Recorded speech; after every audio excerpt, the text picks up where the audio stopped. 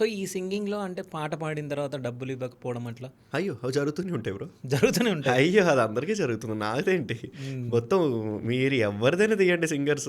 హ్మ్. Singers, dubbing ఆర్టిస్టులు ఎవరికైనా తీయండి. హ్మ్. మాకు అది రికార్డింగ్ అయినా, లైవ్ షో అయినా ఏదైనా సరే జరుగుతూనే ఉంటుంది. అయితే ఇప్పుడు మ్యూజిక్ డైరెక్టర్‌కి అంటే ఇంత అమౌంట్ అని ఉంటది. హ్మ్. సో, దాంట్లో నుంచి మీకు 3000, 5000 ఇట్లా ఇస్తారంట నిజమేనా అంతే. ఒక్క అంతే. సాంగ్‌కి? కరెక్ట్. అంతే. అంటే వీళ్ళేమో క్రోర్స్‌లలో తీసుకుంటారు. లేదు. లేదు. అందరూ క్రోర్స్‌లో తీసుకోరు. ఓకే. ఇప్పుడు ఒకటి ప్రాజెక్ట్ ఉంది అంటే కనుక ప్రాజెక్ట్‌ని ఎలా రిలీజ్ చేస్తారు? బేసిక్‌గా షూట్ టైమ్‌ని బట్టి, స్కెడ్యూల్‌ని బట్టి, ఒక్కొక్క వారాన్ని బట్టి రిలీజ్ చేసుకుంటూ అవును. వెళ్తారు. హ్మ్. సో, అలాగే మ్యూజిక్ డైరెక్టర్ కూడా అలాగే రిలీజ్ చేసుకుంటూ ఉంటారు. ఓకే. దాన్ని బట్టి ఆయన ప్లాన్ చేసుకుంటారు.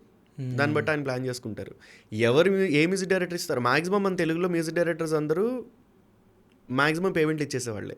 ఓకే. ఆపేవాళ్ళు ఎవరు ఉండరు. హ్మ్. ఎందుకంటే రెగ్యులర్‌గా పాడేవాళ్ళం కాబట్టి అందరూ. హ్మ్. అందరూ రెగ్యులర్‌గా పాడుతూ ఉంటారు. రేపొద్దున మళ్ళీ అవసరాలు ఉంటాయి కాబట్టి ఖచ్చితంగా ఇచ్చేస్తూ ఉంటారు పేమెంట్స్. ఓకే. యాహ్! సాంగ్‌కి పేమెంట్‌లయితే అంతే ఉంటున్నాయి.